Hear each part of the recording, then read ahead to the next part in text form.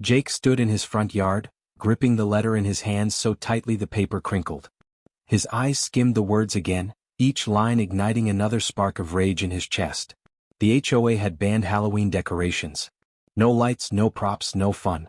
Just a cold, corporate decree signed at the bottom in loopy cursive. Karen Whitmore, HOA president.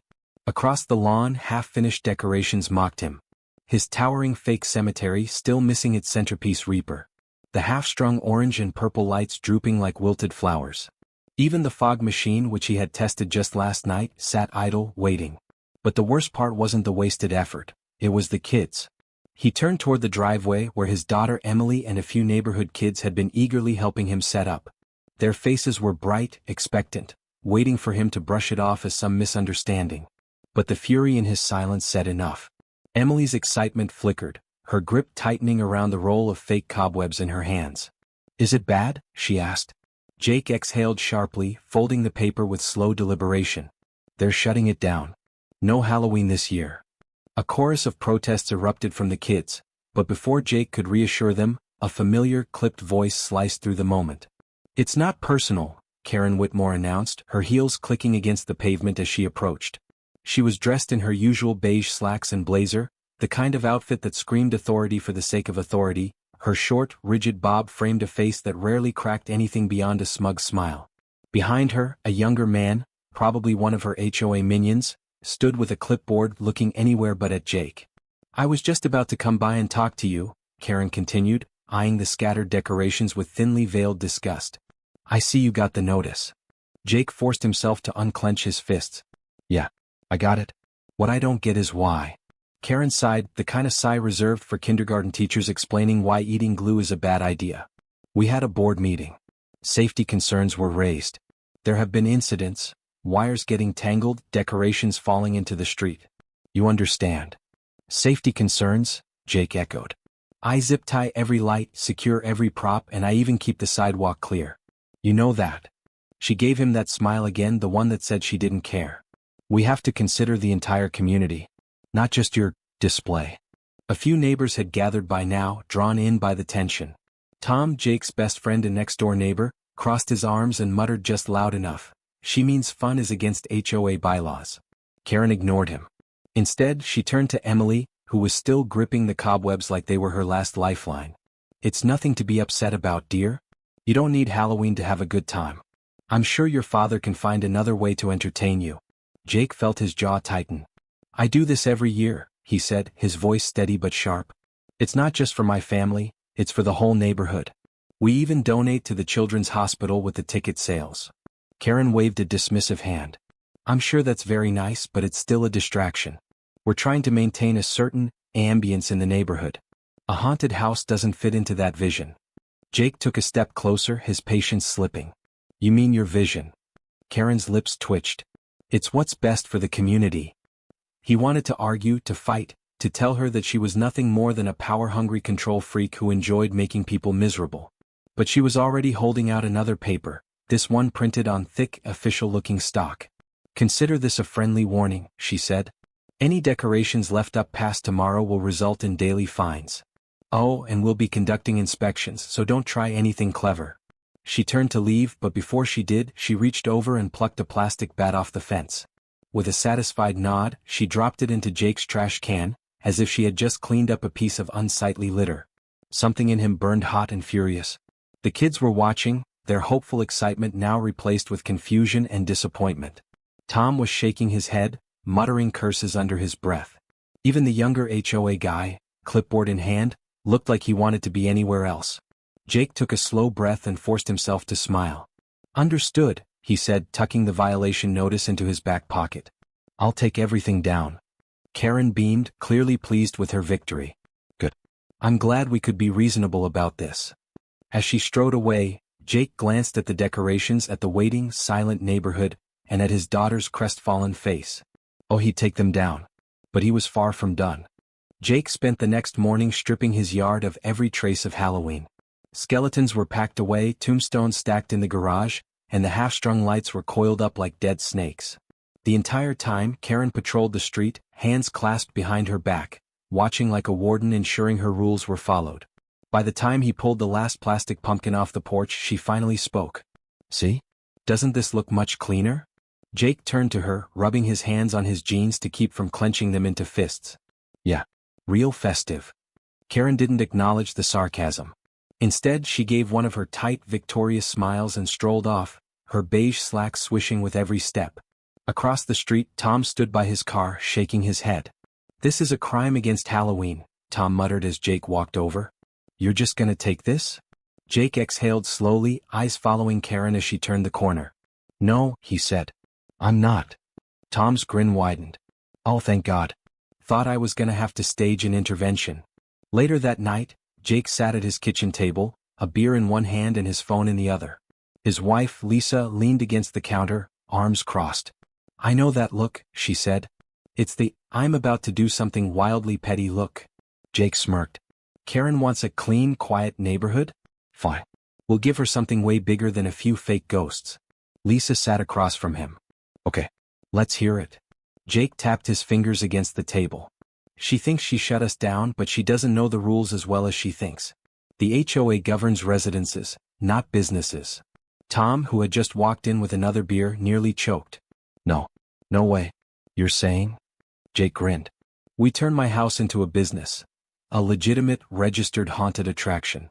Lisa blinked, then slowly leaned back, considering. That's ridiculous. And completely legal. Tom clapped his hands together. I love it. Jake pulled his laptop closer. Here's the plan. We file paperwork, get the permits, and convert my property into a seasonal business. That means HOA rules don't apply anymore. We follow every regulation, every zoning requirement. So when Karen tries to shut it down, she'll hit a legal brick wall. Lisa started typing on her phone.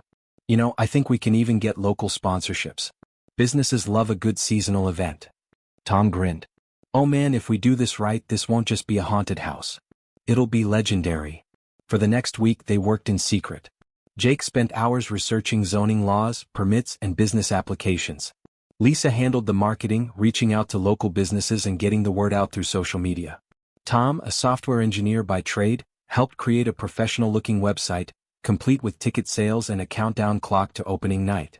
By Friday, the paperwork was filed. By Monday, Jake's house was legally recognized as a commercial haunted attraction. The transformation began immediately. Contractors arrived to install professional-grade lighting, speakers, and projectors. The once ordinary front yard was reconstructed into a maze of towering scarecrows, creeping fog, and eerie shifting shadows. Animatronics were strategically placed, rigged with sensors to startle visitors at just the right moment. And best of all, it was all legal. Karen noticed the activity by the second day. Jake saw her standing on the sidewalk, arms folded, lips pressed so tightly they nearly disappeared.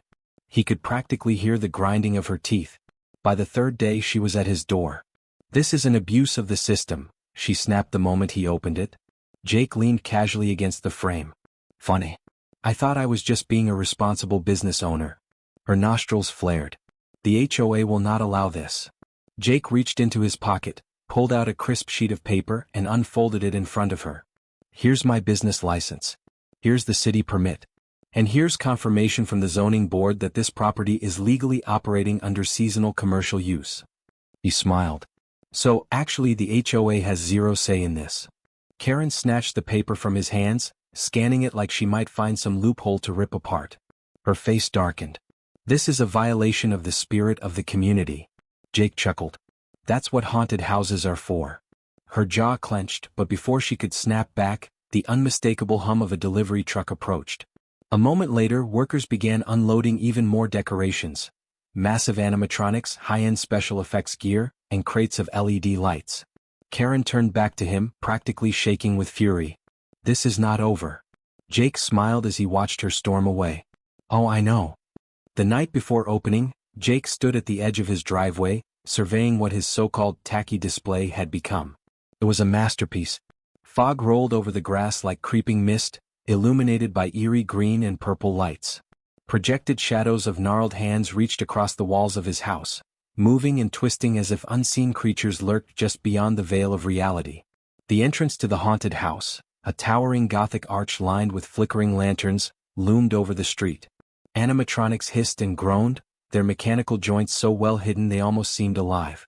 This wasn't just a neighborhood Halloween setup anymore. It was an event. Jake smirked as he glanced down at his phone. Ticket pre-sales had already exceeded expectations. The local news had even picked up the story, calling it the haunted HOA, Halloween's revenge. But the best part? The guests weren't just families looking for a scare. No, people were coming to see the woman who tried to cancel Halloween. And Karen was losing her mind. She had been pacing up and down the street all day, cell phone glued to her ear, stopping only to glare at the growing spectacle. When the first delivery truck arrived, she had marched over, barking orders, demanding explanations, waving her clipboard like it was a badge of authority. The workers, unfazed, had simply pointed her toward Jake. That was when she realized she was powerless. Jake had followed every rule, every regulation, every loophole. The HOA had no authority over his business, and the city had already approved the permits. By the time the first guests arrived, Karen was practically vibrating with rage. The sun had barely set when the crowd began pouring in. Families, teenagers, even adults looking for a thrill. It was bigger than Jake had anticipated. Costumed actors roamed the entrance, their performances so convincing that a few guests hesitated before stepping through the gates. Fog swirled, eerie music pulsed through hidden speakers, and the distant echo of screams, both recorded and real, set the perfect atmosphere. And then, like clockwork, Karen reappeared. She stormed across the street, her clipboard clutched so tightly her knuckles turned white. Jake barely had time to take a sip from his drink before she was in his face. "This has gone far enough," she snapped. "This is disruptive. You're attracting the wrong kind of people to this neighborhood." Jake took a slow sip of his beer. "You mean Halloween lovers?" She jabbed a finger toward the line stretching down the sidewalk. "There are hundreds of people here. The parking, the noise, the liability. Someone could get hurt." Jake gestured toward the security guards he had hired, off-duty officers standing at their posts. "I took precautions." Her face turned a deep shade of red.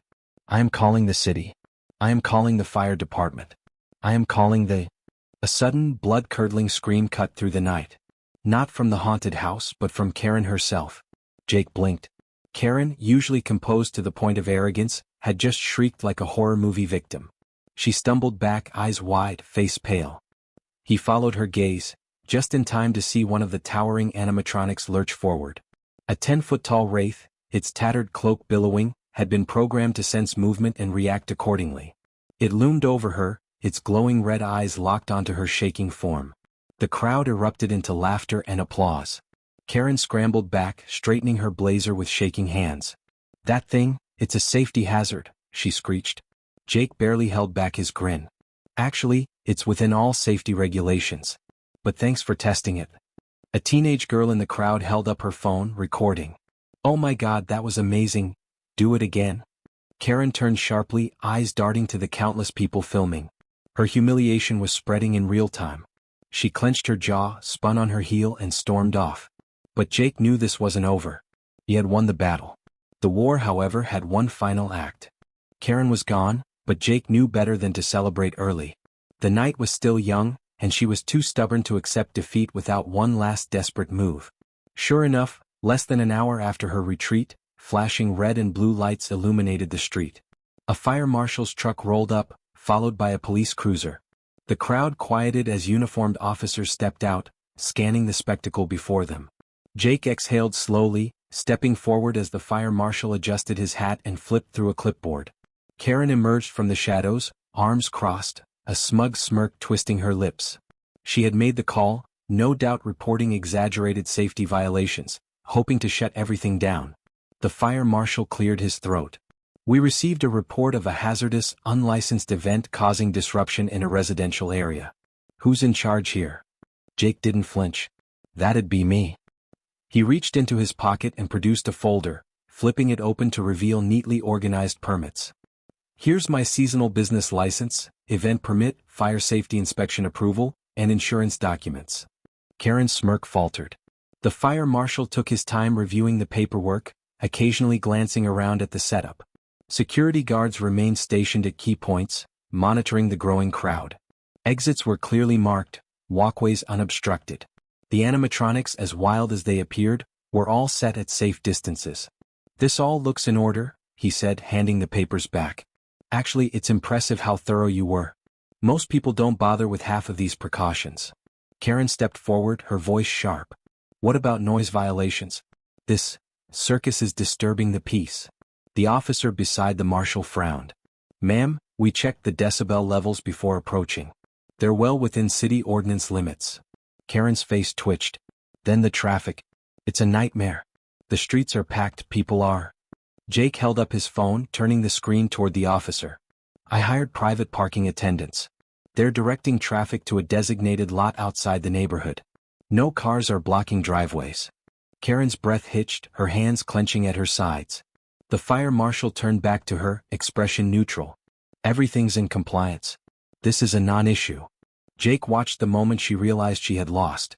Her eyes darted around looking for something, anything, to latch onto.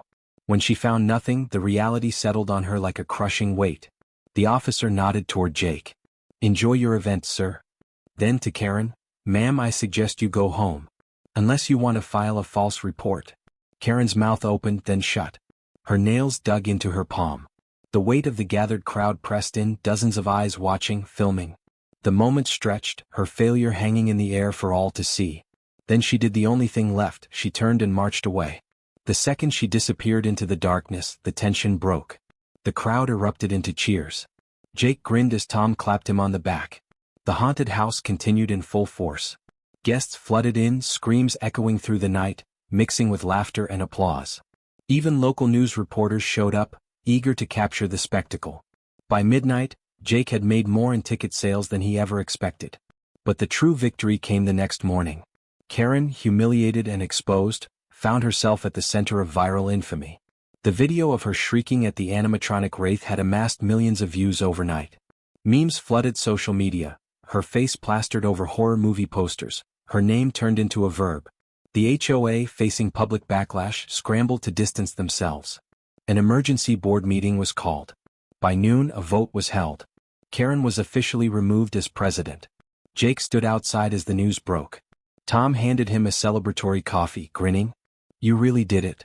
Jake exhaled, watching the last remnants of Halloween decorations flutter in the morning breeze. No, he said, taking a sip. We did. Across the street, Karen stood in her doorway, glaring at him. Her reign was over. Halloween had won.